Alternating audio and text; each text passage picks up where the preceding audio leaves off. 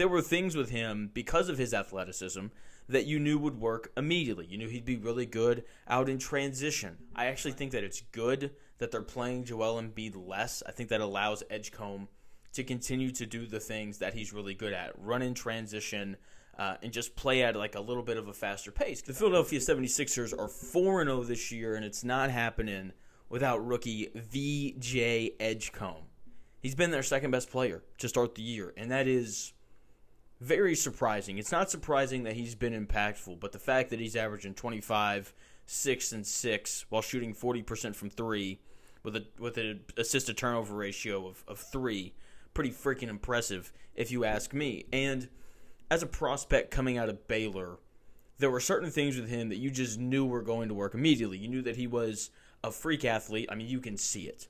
Just the body control, the leaping ability. He's fast, and then you throw in the size. He's like a legitimate 6'5", and he's long, and he can handle the basketball a little bit.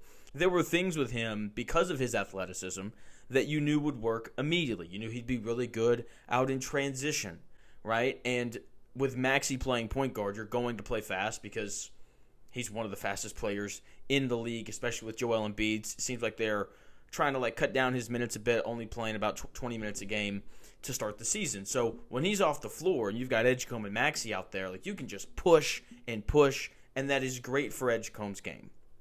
And then you throw in the fact that he shot the ball well at Baylor. 34% from 3, 78% from the foul line, had good form. You had really good touch around the rim as well, and that usually translates to your jump shot eventually.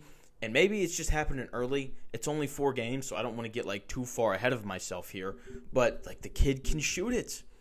And again, he's been their second best player to start the season because of his ability in transition and because of his ability to shoot the 3.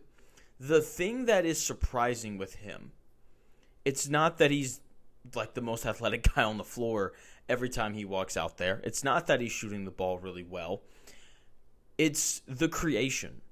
His ability to create not only for himself but also for his teammates this early, and I think part of that is they're not asking him to be the primary creator. Maxey's bringing the ball up the floor. He's initiating a lot of the action. It's just VJ Edgecombe within the flow of the offense, finding guys, proven to be a really good passer and just a really good decision maker, not very deep into his career.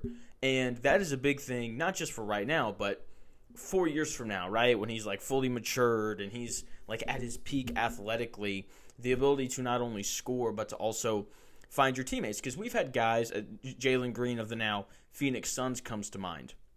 Guy shows up, very athletic, you can tell he can score, you can tell he can shoot it, but that playmaking aspect of his game has just hasn't really developed. With Edgecombe, it seems like he kind of already has that, which just gets me super excited for the future of basketball in Philly with these 2 awesome guards in Maxey and Edgecombe. I haven't even gotten to the defensive side of the ball for Edgecombe, averaging two steals a game and a block. That's something that isn't surprising that it translated either. When you're that athletic, you're going to be able to guard a little bit. So the 3-point shooting has been there.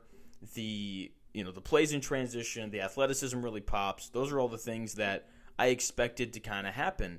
But man, the self-creation and the creation for others has been so eye-opening. I actually think that it's good that they're playing Joel Embiid less. I think that allows Edgecombe to continue to do the things that he's really good at, run in transition, and just play at a little bit of a faster pace. Because obviously whenever Joel Embiid is out there on the floor, you're going to slow it down, you're going to throw him the ball at the elbow, and that's obviously good offense because he's Joel Embiid.